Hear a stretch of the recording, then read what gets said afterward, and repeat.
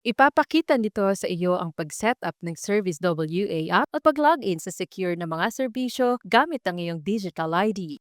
Hanapin ang icon sa App Store. I-download ang Service WA sa iyong Android o Apple device.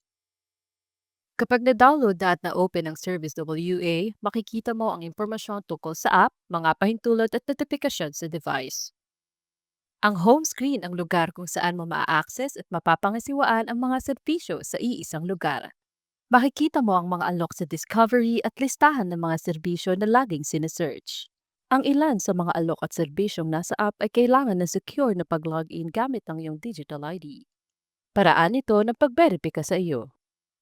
Para gawin ito, mag-navigate ka sa iyong account settings sa kanang itaas ng screen. Select ang Login to Service WA. Pakikitaan ka ng impormasyon tungkol sa app. Makikita mo rin ang mga links sa privacy policy and terms of use. Pag handa ka ng magpatuloy, itap mo ang I agree.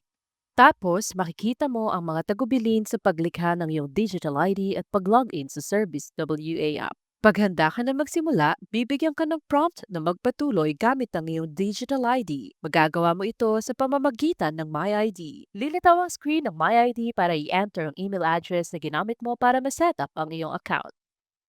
Tapos, bibigyan ka ng verification code na kailangan mong i-enter sa iyong MyID app. Kapag nakapag-login ka na sa iyong MyID gamit ang code, bumalik ka sa Service WA app. Hihingan ka ng permiso sa pagbahagi ng iyong digital ID sa pamahalaan ng Western Australia at sa Service WA app. Pag nabasa mo na ang mga kondisyon at handa na magpatuloy, itap ang consent tapos ay ang continue. Kung may dati ka ng ibinigay na permiso, hindi ka na magbibigay ulit nito. Hihiling ang idagdag mo ang iyong mobile phone number. Padadalhan ka ng text message na may verification code na pangkumpirma ng iyong mobile number. Na-set up mo na ang iyong Service WA app at na-login gamit ang digital ID. Gamitin ang Discovery tab sa paghanap ng mga alok ng pamahalaan at mga serbisyong kailangan mo.